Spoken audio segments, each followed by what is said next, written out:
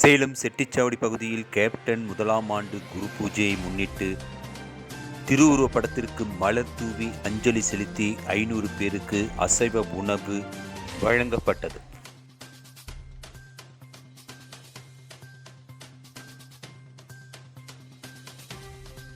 தேசிய முற்போக்கு திராவிடக் கழகத்தின் நிறுவன தலைவர் பத்மபூஷன் கேப்டன் விஜயகாந்த் அவர்களின் முதலாம் ஆண்டு நினைவாஞ்சலி குரு பூஜை நிகழ்ச்சி தமிழகம் முழுவதும் தேமுதிக நிர்வாகிகள் மற்றும் தொண்டர்கள் தேமுதிக பத்மபூஷன் கேப்டன் விஜயகாந்த் அவருக்கு மலர் தூவி அஞ்சலி செலுத்தி அன்னதானம் வழங்கி வருகின்றனர்.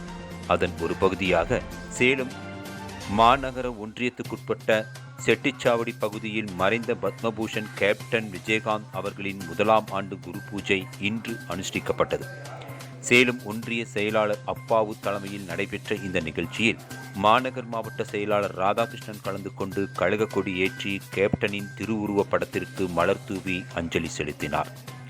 அப்போது அவர் கூறும்போது, பத்மபூஷன் கேப்டன் விஜயகாந்த் முதலாம் ஆண்டு நினைவாஞ்சலி குரு பூஜை சேலம் மாநகர் மாவட்டம் சார்பாக அனுஷ்டிக்கப்பட்டு வருகிறது.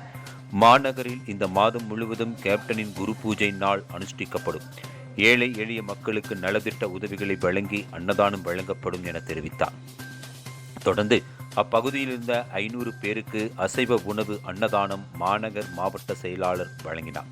இந்த நிகழ்ச்சியில் மாநகர் மாவட்ட பொதுக்குழு உறுப்பினர் நாராயணன், கேப்டன் மன்ற செயலாளர் பன்னீர்செல்வம், சேலம் ஒன்றிய துணை செயலாளர் கண்ணன், கிளை செயலாளர் சேகர், பொருளாளர் கிருஷ்ணன், அவைத்தலைவர் சிங்காரம், வெங்கடேஷ், டி ராஜா, மகளிர் அணி செல்வி, ருக்மணி, குஷ்பு, ஸ்ரீதேவி, சுமதி, சோபியா, ராணி, வெங்கடேஷ், குமார், ராஜாராம், வெங்கடேஷ், சோபியா, ராணி உள்ளிட்ட நிர்வாகிகள், தொண்டர்கள் என ஏராளமானோர் கலந்து கொண்டனர்.